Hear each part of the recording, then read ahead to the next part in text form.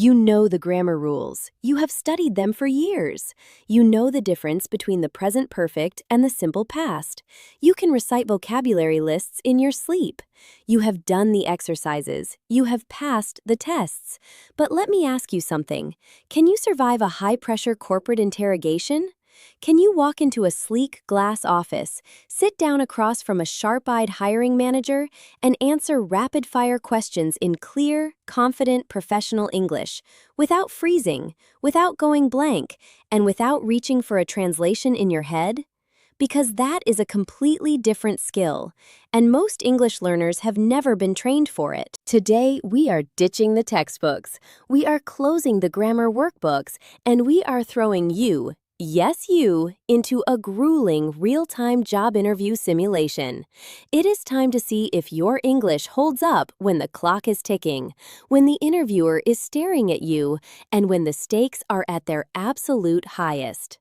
Welcome to the channel. My name is Lily, and if you are watching this, you are not just a casual English learner. You are someone who wants to take their English to the next level.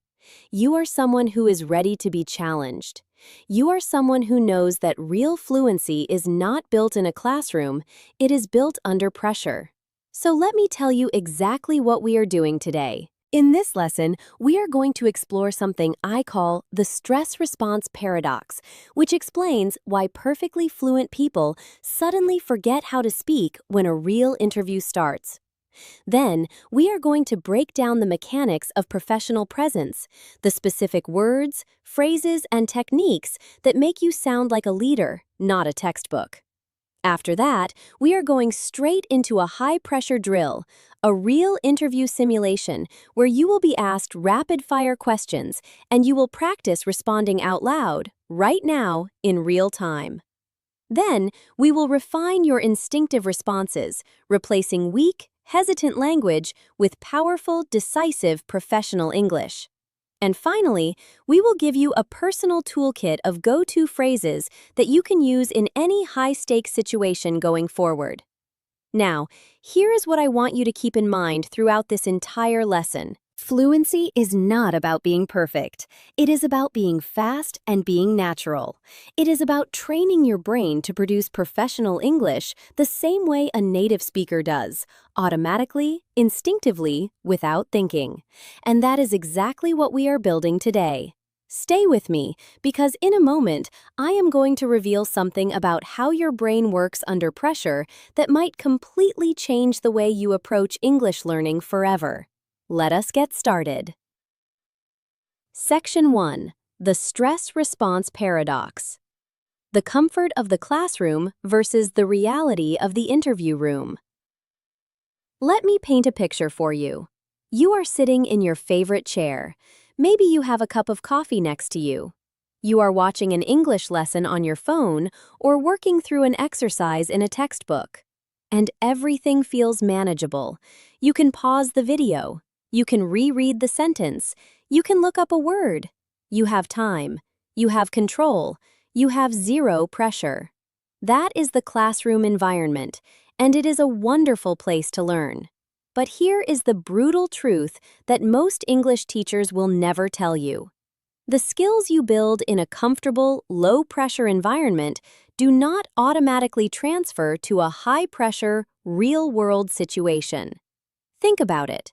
A musician can play a song perfectly alone in their bedroom, but when they step onto a stage, with lights in their face and a crowd staring at them, suddenly their fingers do not cooperate. Their brain sends the wrong signals. They stumble over notes they have played 1,000 times. The same thing happens with language. When you are in a comfortable, low-stakes environment, your brain processes language through what we call the prefrontal cortex, the thoughtful, analytical part of your brain. This is where careful grammar checking happens. This is where you construct sentences deliberately. This is where you make conscious language decisions. But the moment you walk into a job interview, especially a high-stakes one, in a second language, your brain shifts into a completely different mode. Stress hormones flood your system, your heart rate increases, your palms might sweat, and your brain, sensing danger, shifts control to a more primitive, reactive region. The thoughtful, language processing part of your brain gets partially hijacked, and that is when things go wrong. Words you know perfectly well suddenly disappear. Sentences you have practiced 100 times suddenly feel foreign. Grammar you understood just an hour ago suddenly seems impossible to apply. This is not a failure of intelligence. This is not a failure of preparation. This is biology. This is the stress response paradox. And here is the good news. You can train your way out of it. Just like athletes train under high pressure to simulate real competition, you can train under high pressure to simulate real conversations. And that is exactly what we are doing today. But first, I want to go one level deeper, because understanding why this happens will actually help you fight it. Why perfect grammar collapses under pressure. Here is something that surprises a lot of English learners. The students who struggle the most in real interviews are often the ones who have studied the most, the ones who know the most rules, the ones who have the biggest vocabularies. Why? Because they have a problem called over-monitoring. Over-monitoring is what happens when your brain tries to consciously check every single word before you say it. It is like trying to drive a car while reading the instruction manual at the same time. You know all the rules, you have memorized all the steps, but by the time you have finished checking each one, the moment has passed. The interviewer is staring at you, the silence is getting uncomfortable, and you panic. Think about children learning their native language. A 5-year-old does not stop before every sentence and think, now, which verb tense should I use here? Should this be regular or irregular? Is this sentence in the active voice or the passive voice? They just speak, naturally, automatically, because their brain has internalized the patterns, not memorized the rules. That is the difference between knowing a language and owning a language. And one of the most damaging things that happens in a stressful interview is the sudden appearance of unexpected follow-up questions. You prepare your answers at home, you rehearse them, they sound great. You walk into the interview feeling confident. And then the interviewer asks something you did not expect, something slightly different from what you practiced, and your brain freezes because you are now trying to construct a completely new sentence under pressure while also managing your nerves, while also making eye contact, while also trying to sound confident. That is an enormous cognitive load, and for a non-native English speaker, it can be completely overwhelming. But here is the most important thing I am going to say in this entire section, so I need you to really listen to this. The solution is not to memorize more answers. The solution is to train your brain to produce language instinctively, to move from conscious translation to subconscious linguistic instinct. And that right there is the entire goal of what we are doing today. From conscious translation to subconscious linguistic instinct. So what does it actually mean to shift from conscious translation to subconscious linguistic instinct? Let me give you an analogy. When you first learned to ride a bike, you had to think about everything. Keep your balance. Push with your left foot. Now you're right. Do not look down. Steer with the handlebars. Check for traffic. It was overwhelming. You probably fell down a few times. But now, if you know how to ride a bike, you just ride. You do not think about balance. You do not consciously process the physics of cycling. Your body just knows what to do because the skill has been internalized through repetition. Language works the same way. When you are in the early stages of learning English, every sentence requires conscious effort. You are translating from your native language. You are checking grammar rules. You are searching for vocabulary. The cognitive load is enormous. But when you reach a higher level of proficiency, and especially when you have trained under pressure, the process becomes more and more automatic. Phrases come out without you having to consciously construct them. The grammar happens in the background. You can focus on what you are saying, not how you are saying it. And that is professional fluency. That is what we are building today. Now, there are 3 specific things that build this kind of instinctive fluency faster than anything else. Number 1, exposure to high-frequency professional phrases. When you hear and use the same professional expressions over and over, they get stored in long-term memory and become automatic. Number 2, practice under simulated pressure. When you train your brain to produce language in stressful conditions, it learns to stay functional even when stress hormones are present. Number 3, immediate output. When you force yourself to respond without pausing to edit, you train your brain to trust its instincts instead of constantly second-guessing itself. All 3 of these are built into everything we do in this lesson, so get ready, because we are about to move into something that is going to challenge you, but in the best possible way. Coming up next, the mechanics of professional presence. I am going to show you exactly what native speakers and professional communicators do to sound authoritative, confident, and in control, even when they are nervous. And I am going to give you the specific linguistic tools to do the same thing. Most English learners have never been taught these tools, and once you learn them, you will never interview the same way again. Section 2. The mechanics of professional presence. Linguistic markers that signal authority and confidence. Welcome back. Let us talk about something fascinating. There is a version of English that sounds educated and polite, but not particularly powerful. And then there is a version of English that immediately signals authority, confidence, and leadership. The vocabulary might be similar, the grammar rules are the same, but the effect on the listener is completely different. Think about these 2 sentences. Sentence 1. I think maybe we could possibly look into improving the process. Sentence 2. I led a cross-functional team to redesign that process, which reduced delivery time by 30%. Both sentences are grammatically correct, both are polite, but which speaker would you hire? Which speaker sounds like a leader? The answer is obvious, and the difference comes down to something linguists call markers of authority, specific language patterns that signal confidence, clarity, and competence. Let me give you the most important ones. The first marker is directness.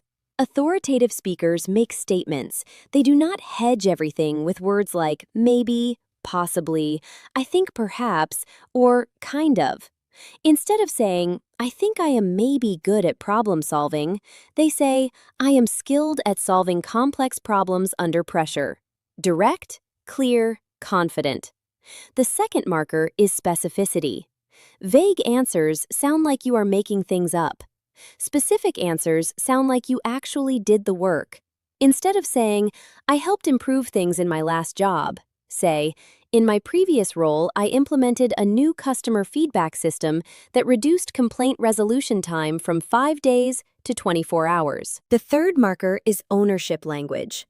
Authoritative speakers use strong, first-person verbs, not the project was completed, that is passive. It removes you from the picture.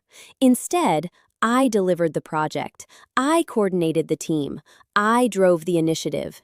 You are taking ownership. You are claiming credit. You are demonstrating leadership. The fourth marker is forward momentum.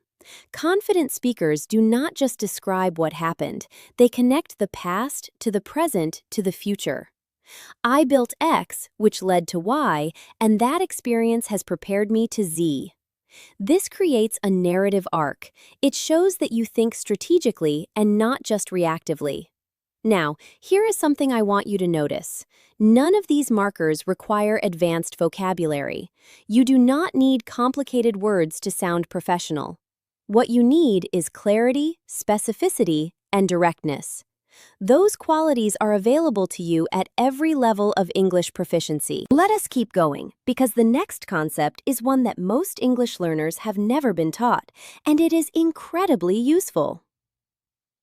The art of the strategic filler. Here is a situation you have probably experienced. The interviewer asks you a question. It is not a question you expected. Or maybe it is a good question, but it is complex and you need a moment to gather your thoughts. And in that moment of silence, panic sets in. You either say, repeatedly, which makes you sound nervous, Or you launch into an answer before you are ready, and the sentence comes out confused and disorganized. There is a third option, and professional speakers use it all the time. It is called the strategic filler, and it is a phrase or a short sequence of words that buys you processing time without making you sound lost. Done correctly, strategic fillers actually make you sound more thoughtful, not less. Let me give you the most powerful ones to practice. The first category is the reflective opener. These are phrases that show you are genuinely considering the question before you answer it. Examples include, "That is a great question. Let me think about that for a moment." Or, "I want to make sure I give you the most accurate answer here." Or, "That is something I have thought a lot about, actually." These phrases accomplish two things at once. They give you 3 to 5 seconds of processing time, and they signal to the interviewer that you are thoughtful and deliberate, which are great qualities in any professional. The second category is the structural signal. These are phrases that announce the structure of your answer before you give it.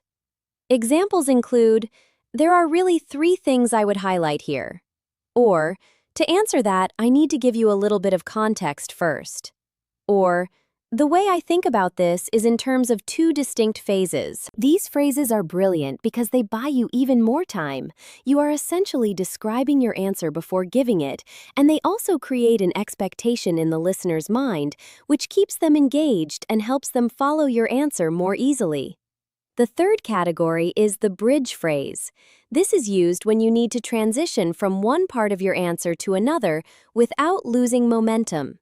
Examples include, "And what that ultimately led to was," or, "Which brings me to the most important part," or, "And the result of all of that was."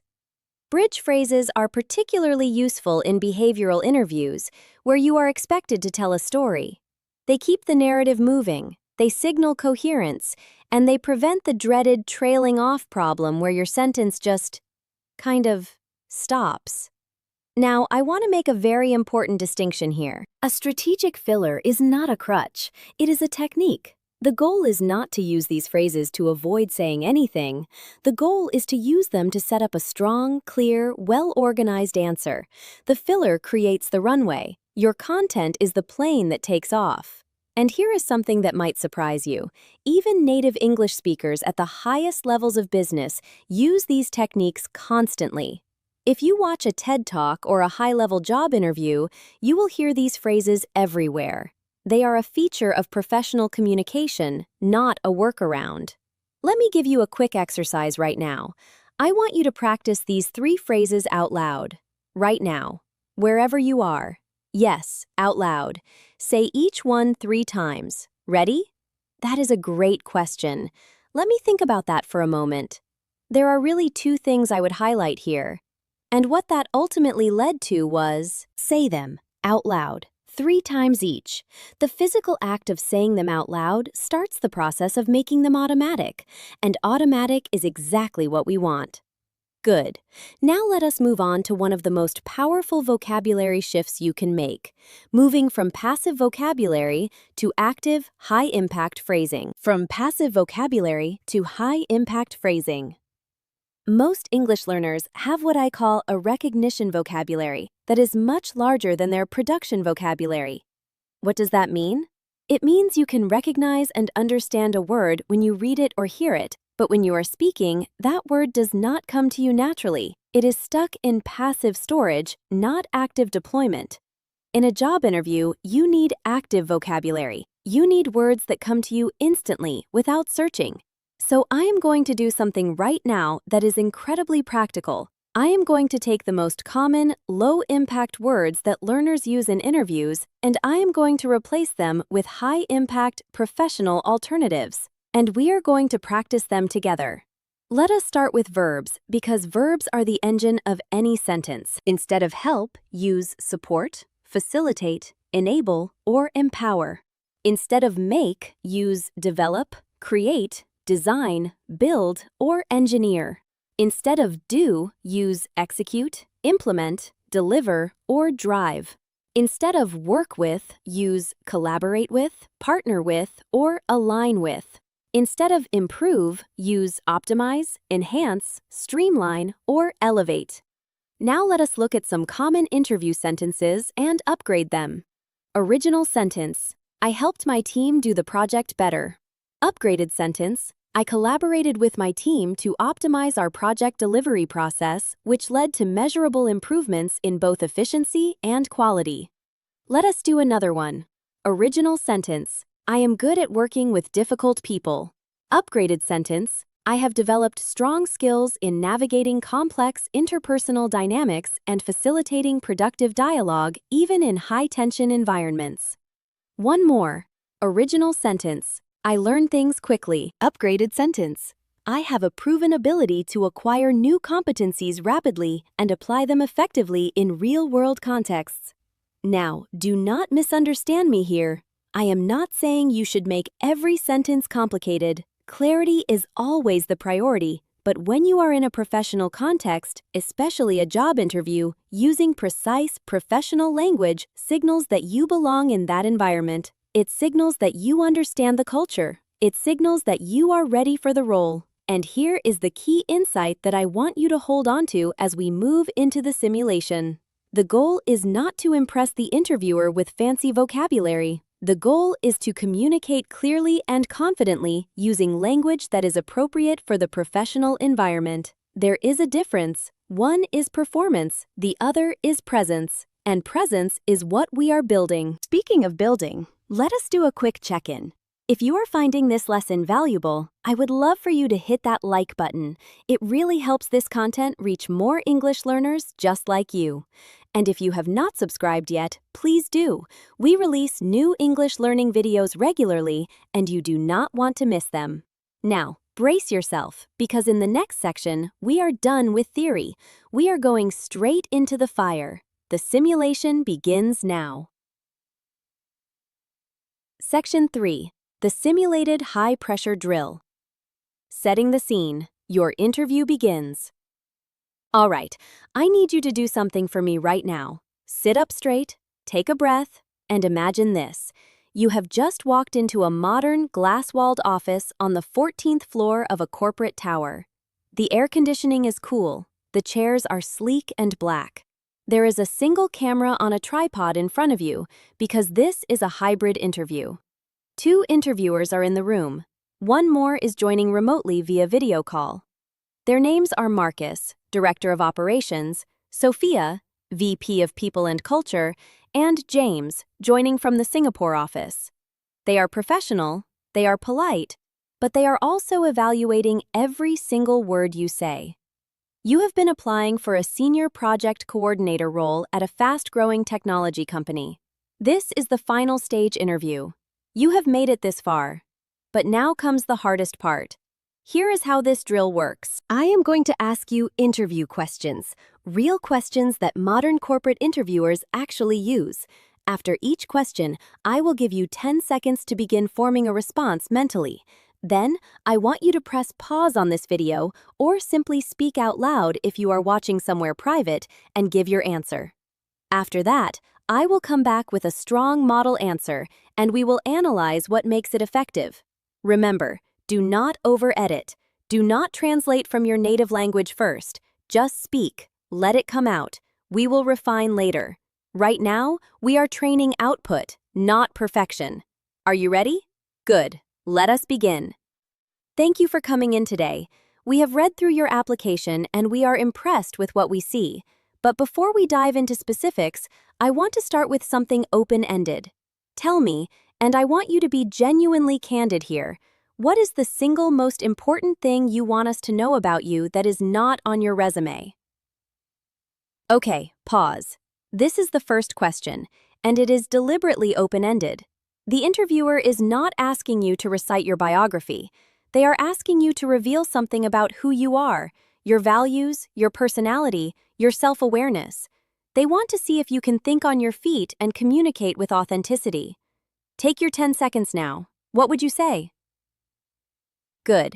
Now let me give you a strong model response. Model response. Thank you, Marcus. That is a question I genuinely appreciate because I think my resume tells you what I have done, but it does not tell you how I work. And the most important thing to me, the thing that drives everything I do professionally, is the way I approach complexity. I do not get overwhelmed by it. I get energized by it. When most people look at a complicated situation and see chaos, I tend to see a system that has not been organized yet. And that instinct, to find the pattern, to build the structure, to bring clarity to confusion, that is what I am most proud of, and it is something I bring into every project I touch. Let us analyze that response. First, notice the opening. That is a question I genuinely appreciate. This is a strategic filler that also creates warmth. It is not sycophantic, it is authentic. And it buys a moment of processing time. Second, notice the contrast structure. My resume tells you what I have done, but not how I work. This immediately reframes the answer. The interviewer asked what is not on the resume, and this sentence signals that we are going to address exactly that. Third, notice the ownership language. I do not get overwhelmed. I get energized. I tend to see. Strong first-person verbs. No hedging. No apologizing. Fourth, notice the metaphor. I see a system that has not been organized yet. This is vivid, memorable, and reveals a mindset, which is exactly what the interviewer was looking for. Fifth, notice the confident close. That is what I am most proud of, and it is something I bring into every project I touch. This is a powerful landing. It connects the personal quality directly to professional value. Keep these patterns in mind. We are going to use them again and again. Now, let us raise the pressure.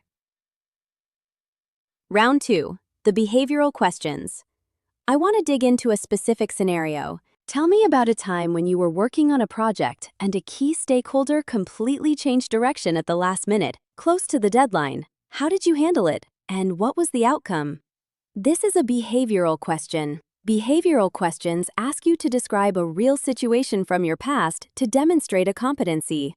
The most effective way to answer them is with what is called the STAR structure. STAR stands for situation, task, action, and result. But here is the mistake most people make with STAR. They spend too much time on situation and task, the background, and not enough time on action and result, which is where the real value is. Interviewers care most about what you did and what happened because of it. Take your 10 seconds. What is your answer? Try to use the STAR structure. Speak out loud now.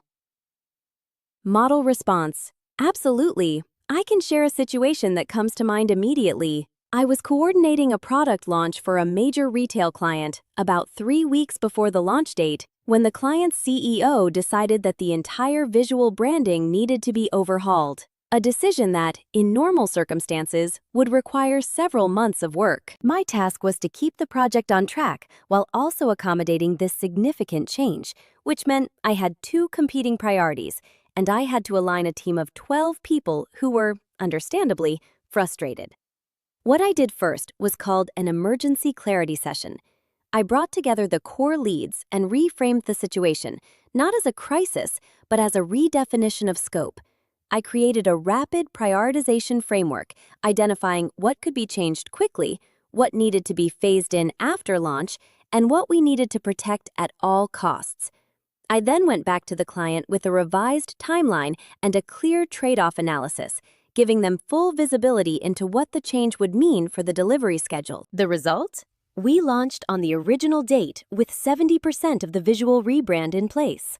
The client was satisfied because they understood the trade-offs from the start, and 6 months later, they renewed their contract and expanded the scope of our engagement. That experience actually became one of the key case studies I reference when I talk about stakeholder management. Let us break that down. Situation: product launch, 3 weeks before deadline, major direction change. Short and clear. Task: keep the project on track while accommodating the change. 2 competing priorities identified. Action: this is where the answer shines. Notice the language. Called an emergency clarity session. Reframed the situation. Created a rapid prioritization framework. Went back to the client with a revised timeline and a clear trade-off analysis. Every verb is active, strong, and specific. This person is clearly the driver, not a passenger. Result: launch happened on time. Client was satisfied, they renewed and expanded the contract.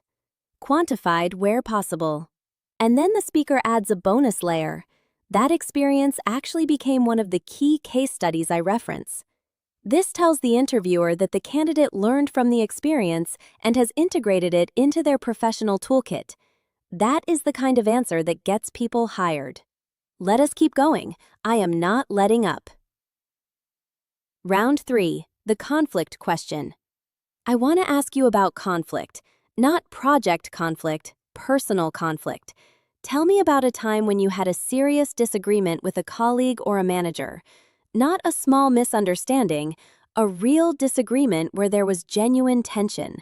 What happened, and how did you resolve it? This is one of the most feared questions in any job interview. Why? Because people are afraid of looking bad. They are afraid that talking about conflict will make them seem difficult or unprofessional. But here is the truth. Every hiring manager knows that conflict happens in every workplace. What they are really asking is, are you self-aware enough to recognize conflict? Are you mature enough to handle it professionally? And are you reflective enough to learn from it? The worst answer to this question is, I have never really had a serious conflict with anyone. That answer is not believable, and it signals low self-awareness. The best answer is honest, specific, shows emotional intelligence, and ends with growth. Take your 10 seconds. Speak your answer out loud. Model response. James, that is an important question, and I want to give you an honest answer, because I think the way someone handles conflict reveals a great deal about their professional character. There was a point in my career where I was working as part of a cross-functional team, and I had a significant disagreement with a senior colleague, let us call her the technical lead, about the architecture of a client-facing system we were building. I believed strongly that her proposed approach would create serious scalability issues down the line. She was equally confident in her solution, and, frankly, she outranked me. My initial instinct was to escalate, to bring it to our manager and let him make the call. But I stopped myself. I realized that if I escalated without first making a genuine effort to resolve it directly, I would be undermining the relationship and potentially creating a precedent that would make future collaboration difficult. So instead, I requested a one-on-one meeting with her. I went in with a prepared analysis, not to prove her wrong, but to surface the specific concerns I had in a structured, evidence-based way.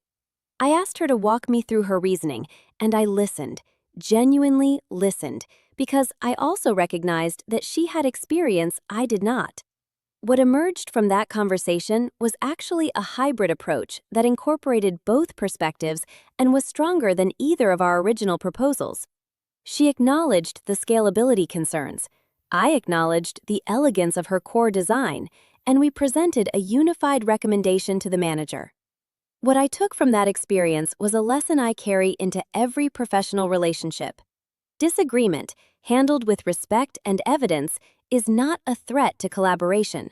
It is actually the mechanism through which the best decisions get made. That answer is gold. Let me tell you why. 1. It is honest. It describes a real conflict with real tension and does not minimize it. 2. It shows emotional intelligence. The speaker catches their initial instinct to escalate and chooses a more mature path. That is self-awareness in action. 3. It shows respect for the other person. Notice, she outranked me. I listened, genuinely listened. She had experience I did not. This is not a story about the speaker being right and the other person being wrong. It is a story about two professionals navigating a disagreement with mutual respect. 4. It ends with a clear, well-articulated lesson. This is crucial. Interviewers love candidates who can extract transferable lessons from their experiences. Now we are entering the most intense part of the simulation. Round 4, Rapid Fire, the interruption round. This is where things get hard, and I mean genuinely hard. In a real corporate interview, interviewers sometimes interrupt your answers. They ask follow-up questions before you have finished. They challenge what you just said. They probe for more detail. They push back. This is not rudeness. This is a technique. They want to see how you perform under disruption. They want to see if you can maintain your composure, your clarity, and your professional tone even when the ground shifts beneath you. We are going to practice that now. I will ask a question, and then I will interrupt you mid-answer with a follow-up. Your job is to handle the interruption gracefully and continue without losing your thread. Question 1. Marcus, can you walk us through your approach to managing multiple high-priority projects simultaneously? You start answering. Maybe you say something like, "My approach begins with a clear prioritization framework. I use a combination of impact assessment and deadline urgency to rank," and then Marcus interrupts. Hold on, when you say impact assessment, what does that actually mean in practice? Can you be more specific? Pause. How do you handle that? Most people lose their train of thought here. They say, and then struggle to reconnect to their original answer. The professional response does 3 things. First, acknowledge the interruption. Absolutely, great point. Second, answer the specific follow-up question directly and concisely. What I mean by impact assessment is evaluating each project in terms of its revenue potential, its strategic alignment with company goals, and its risk profile if delayed. Essentially, I am asking, what happens if this does not get done on time, and how significant is that consequence? Third, return to the original thread. And that analysis feeds directly into the framework I was describing, which allows me to sequence my workload in a way that protects the most critical deliverables. See how that works? Acknowledge, answer, return. 3 steps. Smooth, professional, unrattled. Let us do one more. Sophia, tell me about your experience with remote team management. You begin. I have managed remote teams across different time zones for the past 3 years. The biggest challenge is always maintaining alignment and momentum without the benefit of physical proximity. My approach involves... Sophia interrupts. Sorry, quickly. When you say alignment, do you mean technical alignment or cultural alignment or both? Pause. What do you say? Model response. Both, actually, and I would argue they are deeply connected. Technical alignment means ensuring everyone understands the same project goals, timelines, and dependencies. Cultural alignment means creating a shared sense of ownership and accountability across different backgrounds and communication styles. And in my experience, when one of those breaks down, the other usually follows. So I address them as a unified system rather than 2 separate concerns. And then you return. Which brings me back to the approach I was describing, specifically the cadence of touch points I build into every remote project to maintain both of those dimensions of alignment. Acknowledge, answer, return. Do you see the pattern? This technique is so powerful because it demonstrates something incredibly valuable to an interviewer, the ability to manage cognitive complexity gracefully. You can hold multiple threads in your mind at once. You can engage with a challenge without losing your original direction. That is a leadership skill. Now let us take a short breath, and then let us move into the most intellectually demanding part of this entire simulation. You have been doing great, and I want you to know, every moment of discomfort you are feeling right now, every moment where you reached for a word and it was not there, every moment where you stumbled, that is the training working. That is your brain building new pathways. That is fluency in the making. Stay with me. We are about to go even deeper. Section 4. Refining the instinctive response. Textbook correct versus corporate natural. We need to talk about one of the most subtle but critical distinctions in professional English. The difference between what is textbook correct and what is corporate natural. Here is what I mean. Textbook English is English that follows all the rules perfectly. Every verb agrees with its subject, every tense is used correctly, every article is placed properly, and if you have this, congratulations, that is genuinely an achievement. But corporate English, the language of modern professional business communication, has its own rhythms, its own conventions, its own unwritten rules. And sometimes the most grammatically perfect sentence is not the most professionally natural one. Let me give you some specific examples. Textbook. I am very experienced in the field of project management. Corporate natural. Project management is where I live.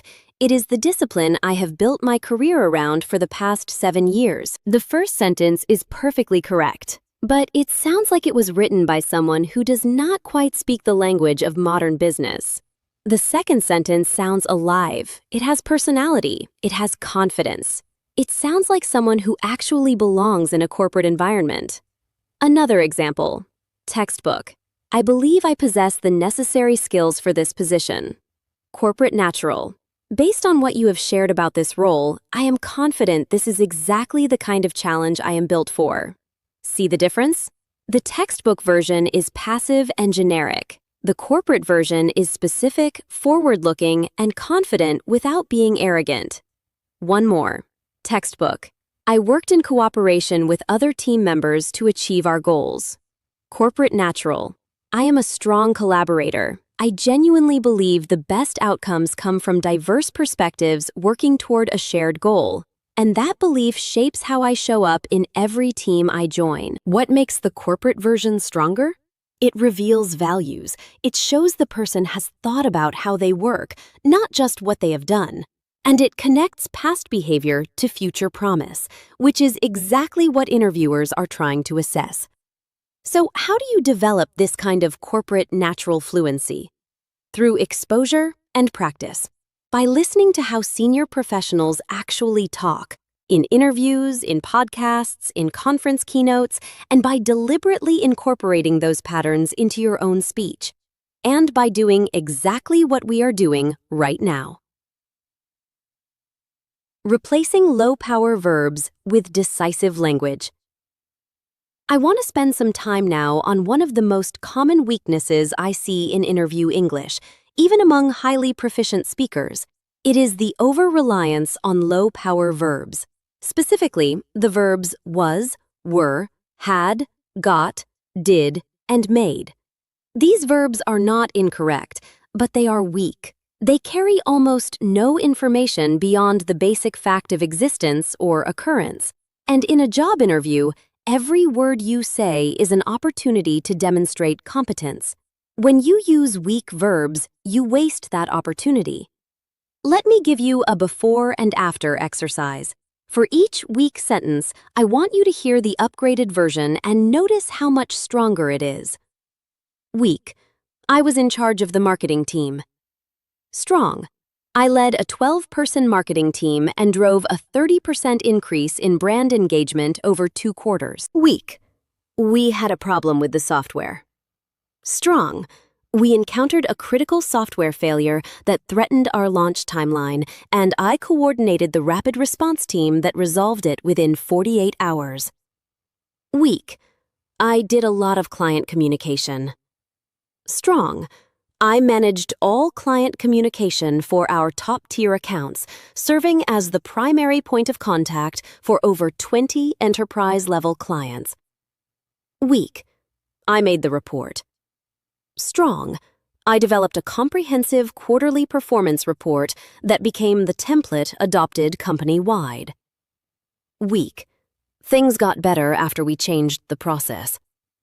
Strong. After we implemented the revised workflow, error rates dropped by 40% and team satisfaction scores increased significantly. Do you see the pattern? Every upgrade does 2 things. First, it replaces the weak verb with a strong, active verb that carries more information. Second, it adds specificity, a number, a time frame, a scope, an outcome. Now, I know what some of you are thinking. Lilly, what if I do not have specific numbers? What if I cannot remember the exact percentages? Great question. You have 2 options. First, use approximate language. Roughly 40%. Approximately double. Significantly improved. Approximate numbers are still better than no numbers at all. Second, use qualitative specificity. The results were measurably stronger. Feedback from the client was overwhelmingly positive. The team's efficiency improved substantially. This is still more powerful than vague generalities. The goal is always to paint a picture. Every detail you add helps the interviewer see you in action, and the clearer that picture, the more memorable you become. The art of the pivot. Now we come to what might be the single most valuable technique in this entire lesson. It is called the pivot, and it is the ability to redirect a difficult, uncomfortable, or off-strategy question back toward your core strengths and personal value. Every experienced interviewer has a few questions they use specifically to see how candidates handle discomfort. These might include questions about gaps in experience, weaknesses, failures, or areas where your background does not perfectly match the job description. Less experienced candidates either freeze or answer defensively. Experienced candidates pivot. Here is how the pivot works. Step 1. Acknowledge. Do not ignore the question or deflect entirely. Acknowledge the premise directly and briefly. Step 2. Reframe. Use a transition phrase to shift the perspective. Step 3. Redirect. Move the conversation toward a related strength or a counterexample that speaks to your value. Let me show you this with a real example. Question. Your background is mostly in startups. This is a large, established enterprise. Are you confident you can operate effectively in a more structured, bureaucratic environment? Less experienced answer. Yes, I am sure I can adapt. Weak, no substance. Defensive answer. Well, I do not think of enterprise environments as bureaucratic. I think they have structure for good reasons. Defensive misses the point. Pivot answer. That is a really fair question, and I have actually thought about it quite a bit. You are right that my background is predominantly in fast-paced, resource-constrained environments, and I own that. What I have found, though, is that the skills required to move quickly in a startup, prioritization, influence without authority, rapid decision-making under uncertainty, translate extremely well into a large organization. Because even in a structured enterprise, the people who drive real change are usually the ones who can operate with that startup mindset. Where I see my opportunity here is not to transplant a startup culture, but to bring that bias for action and clarity into the systems and processes that already exist. I am genuinely excited about the opportunity to operate with more resources and at greater scale, and I see the structure as an enabler, not a constraint. That answer is a masterclass in the pivot. 1. It acknowledges the concern directly. You are right that my background is predominantly in fast-paced environments, and I own that. 2. It reframes the skills. The skills required to move quickly in a startup translate extremely well into a large organization. 3. It redirects to personal value. Where I see my opportunity here is, this flips the entire frame from potential weakness to strategic advantage. 4. It ends with enthusiasm. I am genuinely excited about the opportunity. Positivity is always a good note to end on. Let us practice one more pivot. Question. I notice you have been in the same company for 8 years. Some people might say that is a sign of being resistant to change. How do you respond to that? Pivot answer. I appreciate the directness of that question. I think 8 years in one organization could reflect stagnation, or it could reflect something very different. And I would like to give you the context to judge which applies to me. During those 8 years, I held 4 distinct roles with progressively increasing scope and responsibility. I managed my first team in year 2, launched my first cross-regional initiative in year 4, and was appointed to lead the company's digital transformation program in year 6. That is a career arc that I actively shaped through internal mobility. So while the logo on my business card stayed the same, the job I was doing evolved significantly every 18 to 24 months. I stayed because the opportunities continued to match my ambitions, and I am now ready for the next level of challenge, which is what has brought me here. Beautiful pivot. Let us break it down quickly. Acknowledge.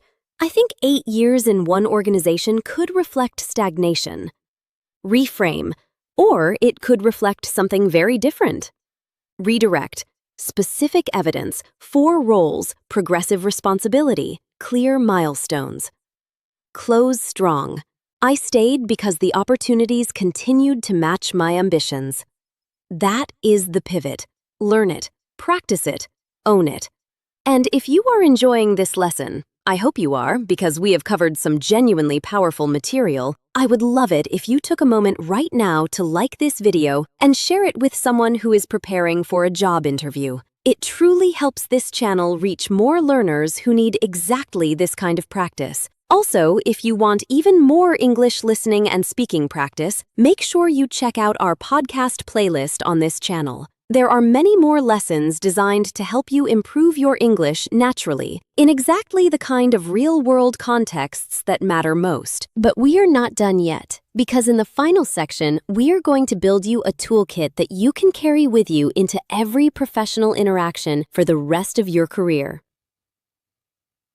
Section 5. Mastering Continuous Fluency. The Daily Mental Framework for High-Level Output.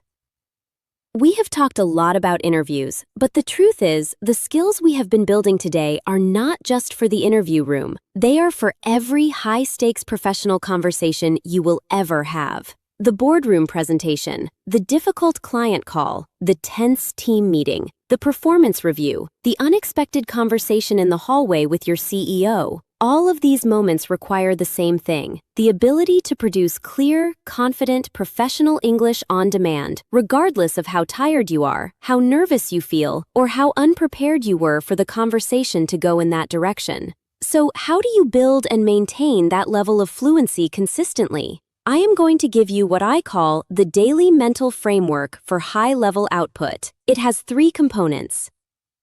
Component 1, the morning activation. Every morning, before any meeting, before any significant conversation, spend 5 minutes activating your professional English. This does not mean studying, it means speaking, out loud, to yourself. You can describe your goals for the day in professional English. You can summarize a meeting from yesterday. You can respond out loud to an imaginary interview question. The content is less important than the act of producing language. You are warming up your verbal engine. You are telling your brain, today we are in English mode. Professional athletes do not walk onto the field cold. They warm up. You should do the same with your language. Component 2, the phrase bank. I want you to maintain what I call a phrase bank, a personal, growing collection of professional expressions, sentence starters, strategic fillers, and high-impact phrases that you have encountered and want to internalize. Every time you hear a phrase that sounds professional, natural, and powerful, in a podcast, in a meeting, in a video like this one, write it down. Then use it within 24 hours in a real or simulated conversation. Research in applied linguistics consistently shows that a new phrase needs to be used actively, not just read or heard, at least 7 times before it becomes automatic. Your phrase bank is your personal vocabulary gym. Use it daily.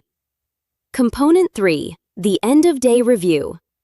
At the end of each day, even just 5 minutes, replay your most significant conversations or communications. Ask yourself, where did my English serve me well? Where did I struggle?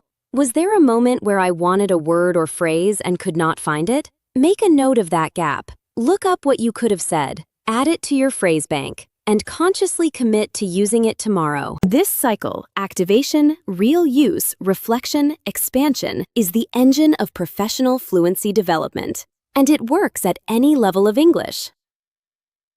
Integrating high-pressure techniques into daily professional life. Now I want to give you some very specific strategies for taking everything we have practiced today and integrating it into your real professional life, beyond the interview simulation. Strategy 1, the verbal escalation habit. Every time you catch yourself using a low-power word or phrase in a professional context, make a mental note. Then, immediately or shortly after, consciously escalate it.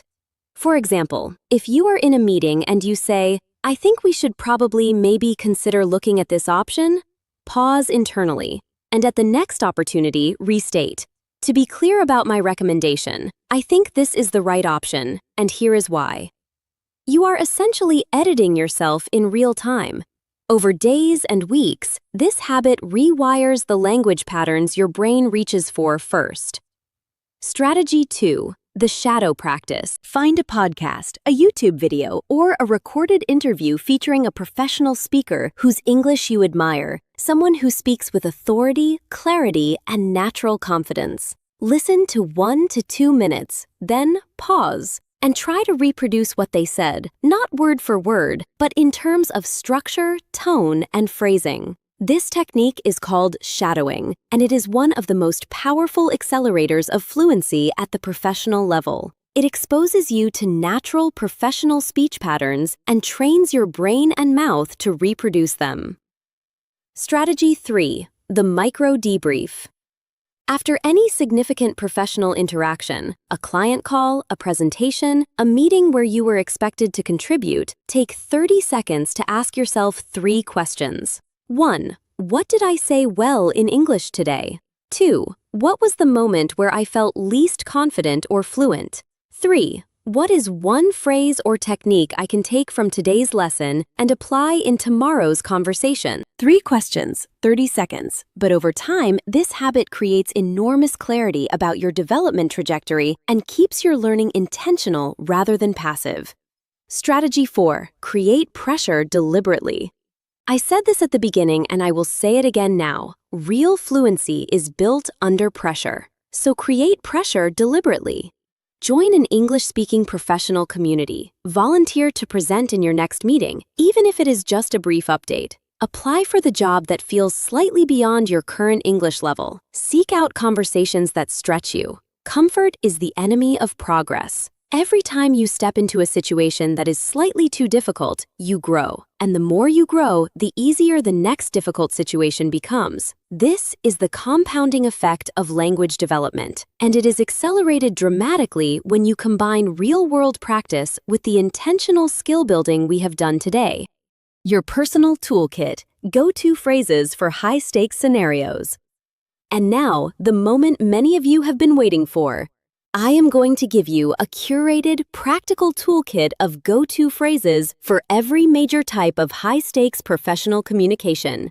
These phrases are not just grammatically correct, they are professionally natural. They are the phrases that confident, high-performing professionals actually use. And I want you to read through each category, choose the ones that resonate with you, and add them to your phrase bank immediately. Category 1. Opening phrases for any professional interaction. Thank you for the opportunity to discuss this. Classic, professional, warm.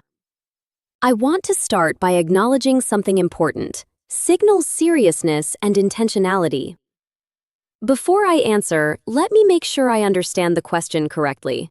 Buys processing time and signals precision. I appreciate the directness of that question. Works especially well before a difficult or challenging question. I have given this a lot of thought, and here is where I land. Signals conviction and pre-existing reflection. Category 2. Strategic fillers for thinking time.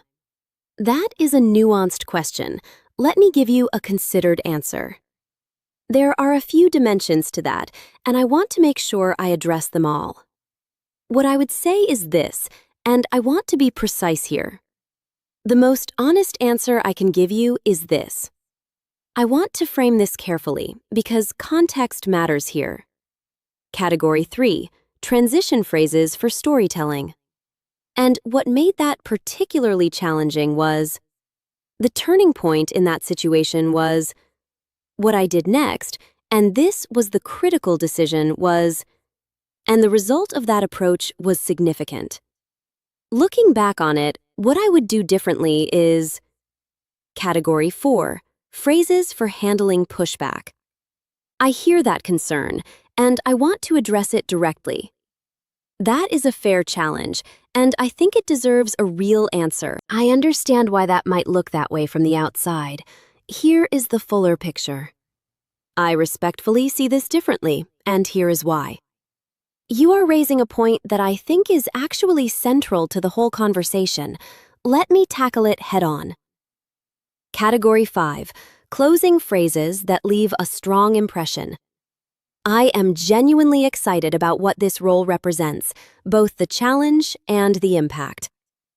Everything you have described today reinforces my belief that this is the right next step in my career.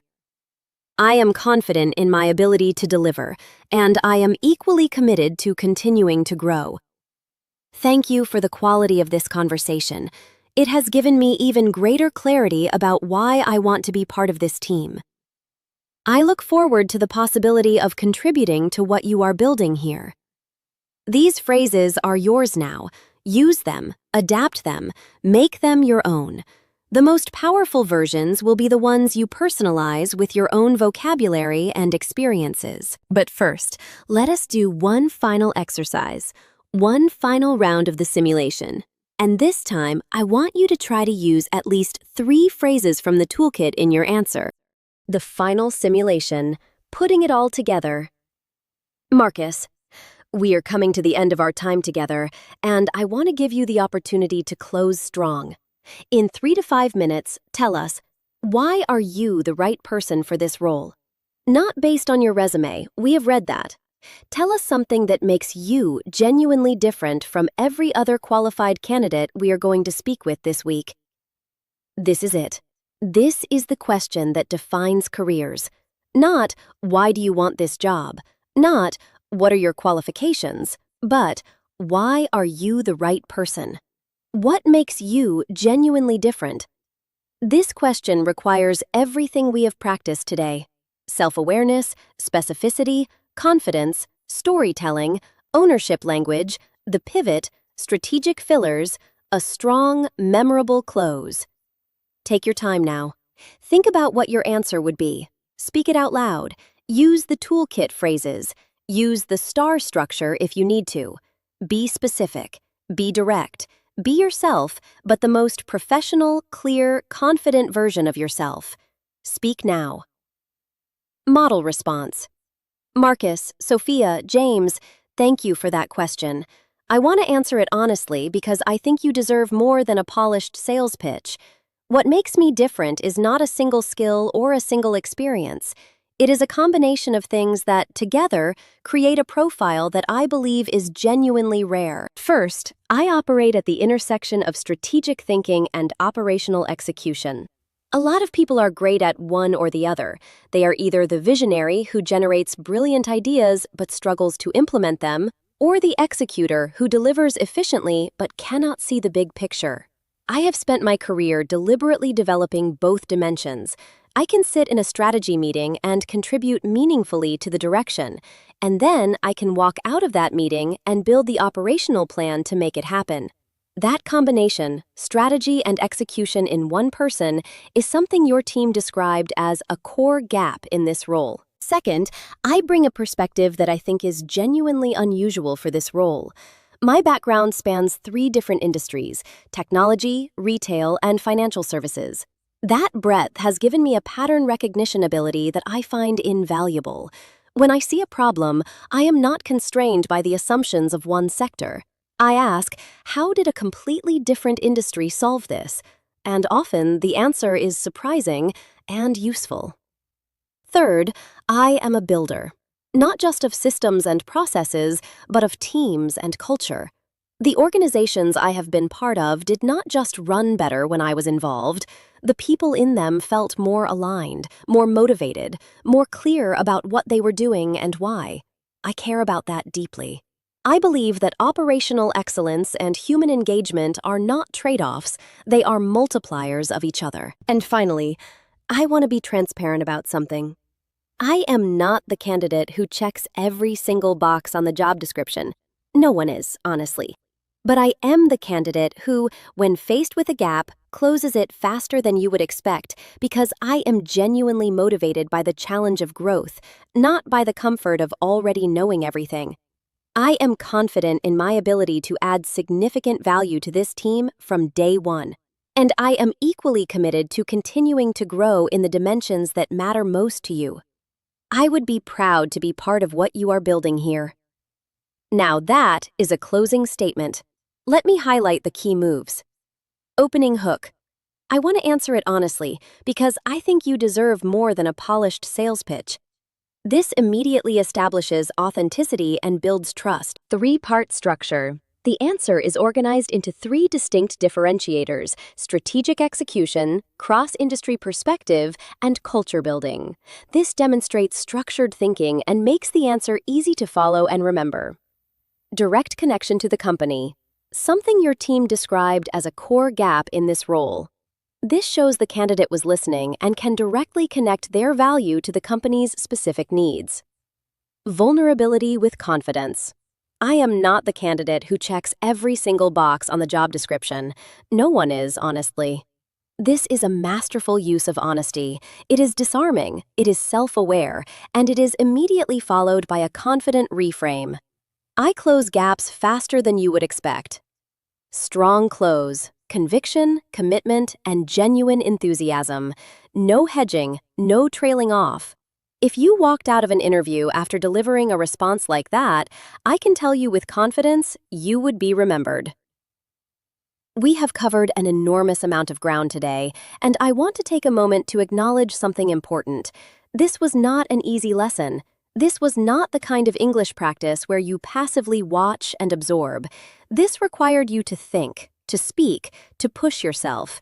And if you made it to this point, if you stayed with me through the simulation, through the drills, through the toolkit, that says something real about your commitment. And your commitment is the most important thing you bring to your English journey. Let me give you a summary of everything we have covered. In Section 1, we explored the stress-response paradox, the reason why perfect grammar collapses under pressure, and why the solution is not more memorization, but the development of subconscious linguistic instinct. In Section 2, we broke down the mechanics of professional presence, the linguistic markers of authority, the strategic fillers that buy processing time without breaking your momentum, and the vocabulary upgrades that shift you from passive to active professional English. In Section 3, we went through a full interview simulation with behavioral questions, conflict questions, and the interruption round, and practiced the patterns that make responses powerful: STAR structure, ownership language, specificity, and the three-step technique for handling interruptions. In Section 4, we refined the instinctive response, distinguishing between textbook correct and corporate natural, replacing low-power verbs with decisive language, and mastering the pivot technique for redirecting difficult questions. And in Section 5, we built your personal toolkit, the daily mental framework for sustained fluency, the integration strategies for everyday professional life, and the curated library of go-to phrases for every high-stakes scenario you will ever face. But here is the most important thing I want to leave you with. Language is not a performance. It is a practice. A musician does not become great by watching concerts. An athlete does not become fast by reading about training. And a professional English speaker does not become fluent by watching YouTube videos. Not even this one. They become fluent by using the language. In real situations, with real stakes, making real mistakes, and learning from every one of them. What this video has given you is a framework, a set of tools, a set of patterns to practice. But the practice itself, that is your responsibility. And I believe completely that you are ready for it. So, here is your challenge for the next 24 hours. Choose 3 phrases from the toolkit in Section 5. Write them down somewhere you will see them tomorrow morning. And before your first professional interaction of the day, whether that is a meeting, an email, a phone call, or a practice session, speak those 3 phrases out loud. Make them a part of your day. 3 phrases, 24 hours. That is all I am asking. And if you do it, if you take that small action, you will have already started the process of making professional English automatic, which is the entire goal. I am so proud of the work you did today, genuinely. Not everyone is willing to be challenged like this. Not everyone is willing to step out of their comfort zone, to speak when they are unsure, to practice under pressure. But you did, and that makes you different. If you enjoyed this lesson, please like this video and share it with a friend who is preparing for a job interview. Your support helps this channel reach more English learners around the world who are working just as hard as you are. And if you want to keep building your spoken English with more real-world practice like this, I have a podcast playlist right here on this channel. It is full of lessons designed to help you improve your listening, your speaking, and your overall fluency in natural professional English. Go check it out. I think you will love it. Subscribe to the channel if you have not already, and turn on notifications so you never miss a new lesson. This is Lily. You showed up today. You did the work, and I will see you in the next lesson. Keep going. Your English is getting stronger every single day. Additional behavioral questions with model responses. I told you we were going to go deep today, and I meant it. So before we wrap up entirely, I want to give you additional practice material, because the more exposure you have to these question types and these response structures, the more automatic your own responses will become. Let us run through 6 more behavioral questions with full model responses. For each one, I encourage you to pause first, attempt your own answer out loud, and then listen to the model. Bonus question 1. Tell me about a time when you had to deliver bad news to a client or to senior leadership. How did you approach it, and what was the response? Model response. This is a situation that every professional faces eventually, and I think how you handle it reveals a great deal about your integrity and your communication skills. In my previous role, we were running a large-scale infrastructure upgrade project for a key client. About 6 weeks before the go-live date, we identified a technical dependency we had not initially scoped, one that was going to push the timeline by approximately 3 weeks. The client had already communicated the launch date internally to their stakeholders. This was not going to be a welcome conversation. My approach was grounded in a principle I hold strongly. Bad news should never come as a surprise, and it should always come with a plan. So, before I picked up the phone, I had already worked with my technical team to develop 3 alternative mitigation scenarios, ranging from a minimal delay option with reduced scope to the full delay with complete delivery. I wanted to walk into that conversation with options, not just problems. I called the client's executive sponsor directly. I did not email, I did not send a report. I called because I believe that difficult conversations deserve the humanity of a real voice. I opened by acknowledging that what I was about to share was not what they were hoping to hear. I was direct about what had happened and why, and then immediately I presented the 3 scenarios with clear trade-off analyses for each. The client was frustrated, and understandably so, but because we had come with a plan, and because I had been honest rather than evasive, the conversation moved from frustration to problem-solving relatively quickly. We selected the middle option, a 2-week delay with 1 feature deferred to a subsequent phase, and the client later cited that conversation as a turning point in our relationship because we had demonstrated that we could be trusted even when things did not go as planned. What I learned from that experience is that delivering bad news is less about the message and more about the manner. Transparency, preparation, and genuine ownership of the situation make the difference between a conversation that damages a relationship and one that strengthens it. Notice the structure.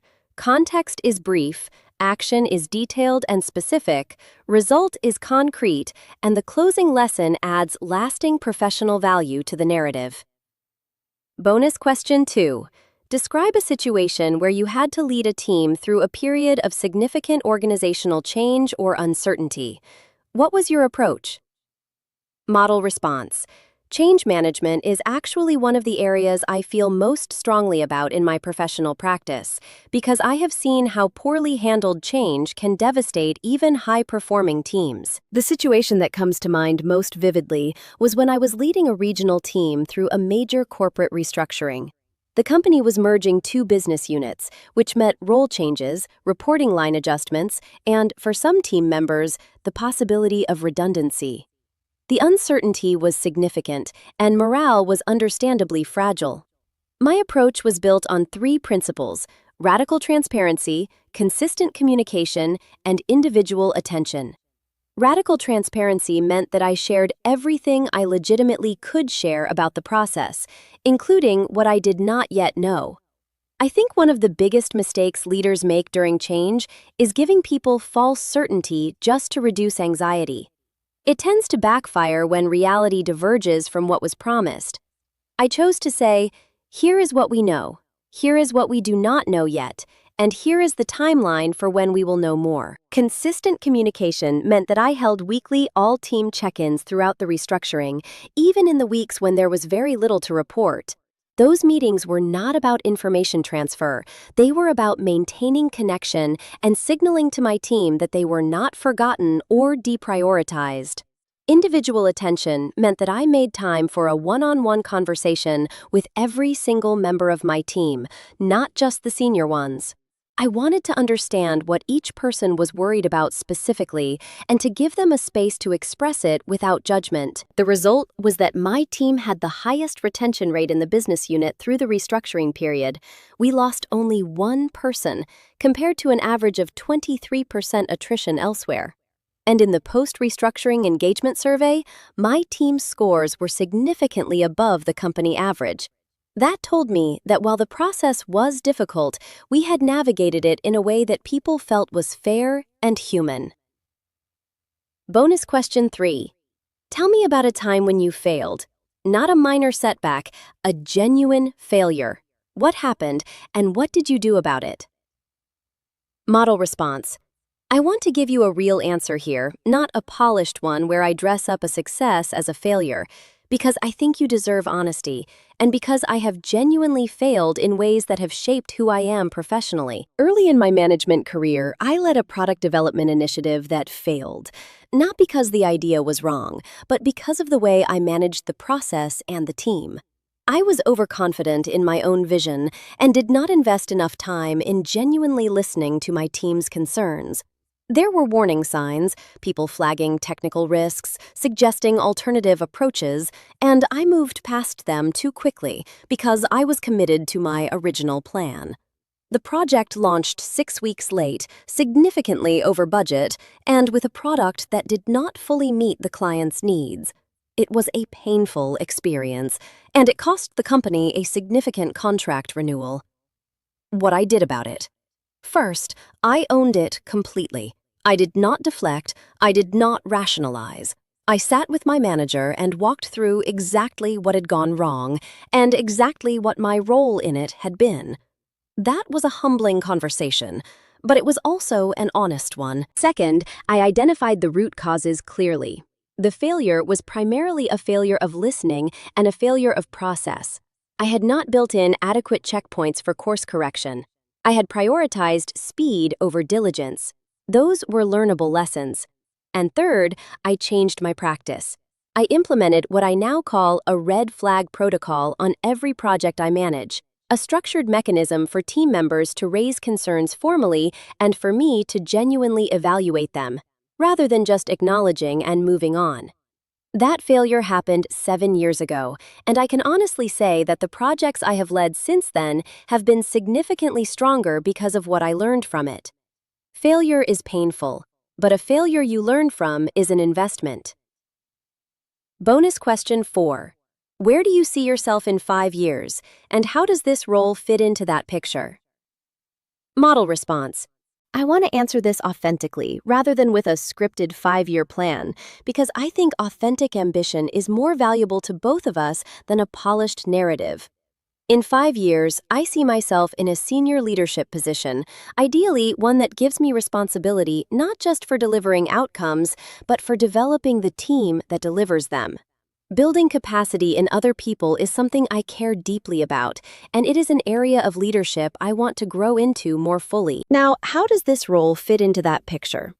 In a very direct way.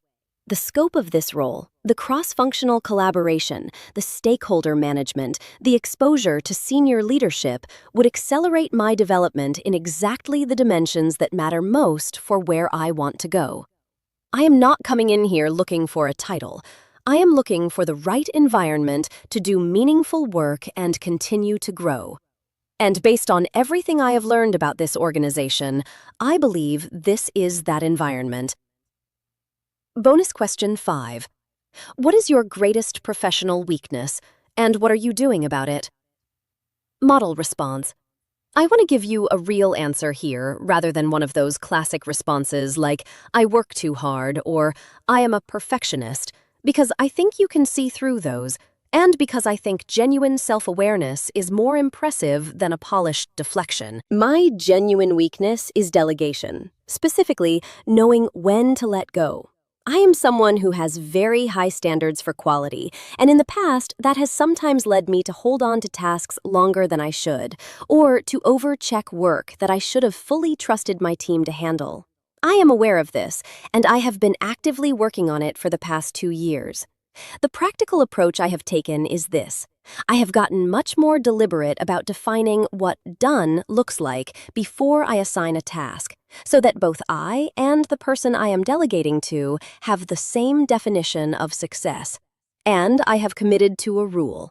If someone meets that definition, I do not intervene, even if I might have done it differently. It is a work in progress, but I can say that my team's sense of ownership and autonomy has increased significantly as I have worked on this. And that has actually improved our overall output because people perform better when they feel trusted. Bonus question 6. Why are you leaving your current role? Model response. I want to answer this honestly and constructively. I have a great deal of respect for my current organization and the people I work with, but I have reached a point where I feel I have contributed as much as I can in my current capacity, and where the next level of challenge I need is not available to me there, at least not in the near term. I am not leaving because of dissatisfaction. I am leaving because of ambition. I have been paying attention to this company for some time, and the scope of what you are building, the caliber of the team, and the problems you are working on, these are genuinely compelling to me. This is not the next logical step on a career ladder. This is a deliberate choice toward the kind of impact I want to have. Notice, no negativity about the current employer. No complaints, clean, forward-looking, and motivated by genuine ambition rather than escape. That is exactly what interviewers want to hear. Before we truly close out this lesson, I want to walk through the most common English-specific mistakes that candidates make in interviews and give you the exact fix for each one. Mistake 1. Starting too many sentences with, I think maybe. The fix. Replace I think maybe with my view is, my perspective is, or simply make a direct statement. Instead of I think maybe I could be a good fit for this role, say, I believe this role aligns strongly with both my experience and my ambitions. Mistake 2. Over-apologizing before giving an answer. The fix. Remove the apology. Phrases like, I am sorry if this is not the right answer, but, or, I apologize, I am not sure if this is what you are looking for, signal low confidence and waste your speaking time. Start with the answer. The apology is never necessary. Mistake 3. Using very, really, and a lot as intensifiers for everything. The fix?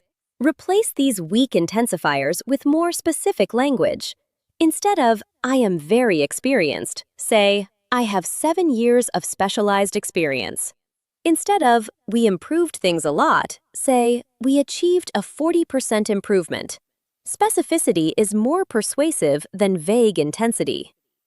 Mistake 4. Ending sentences with rising intonation that sounds like a question. The fix. This is primarily a delivery issue, not a vocabulary issue. Practice making declarative statements with a falling intonation at the end. Record yourself and listen back. If your statements sound like questions, consciously lower your pitch at the end of each sentence during practice until it becomes natural. Mistake 5. Using passive constructions when active ones are available. The fix. Always ask yourself, who did the action? If the answer is I, use the active voice. The project was completed becomes I completed the project. Improvements were made becomes I implemented improvements. Keep yourself in the action. Mistake 6. Not knowing how to end an answer. The fix. Always prepare a closing sentence for each answer. This might be a summary statement. And that experience fundamentally changed how I approach this kind of challenge. A forward-looking connector, which is actually very relevant to what you have described about this role. Or a simple, clear landing. And the result was X, which I was very proud of. Never let an answer trail off into silence. Land it clearly. Mistake 7. Translating idioms from your native language directly into English. The fix. When you are unsure whether an idiom translates, replace it with a clear, direct statement. If an expression does not sound right to you in English, trust that instinct and choose a simpler formulation. Clarity is always better than a confused idiom. Mistake 8. Speaking too fast when nervous. The fix. Deliberately slow down. Breathe. Take a strategic pause before answering. Interviewers perceive slower, more deliberate speech as confidence and thoughtfulness. Rapid speech under pressure often signals anxiety. Control your pace, and your perceived confidence will increase immediately. A week of daily practice. Your 7-day fluency plan. I promised you a toolkit that you could take beyond this video, so let me close out with something really practical, a 7-day fluency plan. Each day has a specific focus and a specific practice activity. If you follow this plan for 1 week, you will have made more progress than most learners make in a month. Day 1, Foundation Day. Focus, the vocabulary upgrade. Go back through section 2.3 and identify 10 verb upgrades that are most relevant to your field. Write each one in a sentence, then say each sentence out loud 10 times. Tonight, before you sleep, recall all 10 sentences from memory. Day 2, Strategic Filler Day. Focus, buying time with confidence. Choose 5 strategic fillers from the toolkit and use each one at least 3 times in real or practice conversations throughout the day. Notice how they affect the pace and quality of your responses. Day 3, Star Day. Focus, behavioral storytelling. Write out 3 complete star stories from your own professional experience. Record yourself telling each one out loud. Listen back and evaluate. Was the action section strong enough? Were there specific verbs? Was the result quantified? Day 4, Pivot Day. Focus, the redirect. Choose 3 potentially difficult questions that might come up in your next interview. Practice the pivot technique for each one. Acknowledge, reframe, redirect. Record yourself and listen for confident, forward-looking language in the redirect. Day 5, Interruption Resistance Day. Focus, maintaining composure under disruption. Ask a friend or language partner to interrupt you mid-answer in conversation. Practice the 3-step technique. Acknowledge, answer the specific question, return to the original thread. Do this 10 times. Day 6, Toolkit Immersion Day. Focus, the phrase bank. Read through the entire toolkit in section 5.3. Choose 15 phrases and set a goal to use each one at least once during the day. In meetings, in emails, in casual conversations. Immersion accelerates automaticity. Day 7, Full Simulation Day. Focus, putting it all together. Set up a mock interview, either with a friend, a language partner, or by recording yourself responding to questions you find online. Run a full 20 to 30-minute simulation without stopping. Then watch it back. Identify your 3 strongest moments and your 3 biggest opportunities, and celebrate the progress you have made. That is your 7-day plan. It is not complicated, but it is demanding. And if you follow it, I can tell you with confidence, in 7 days, your professional English will be noticeably stronger. The question is not whether the plan works. The plan works. The question is, will you do it? I believe you will. Thank you for spending this time with me today. It has been a genuinely powerful session, and I am proud of every one of you who made it to the end.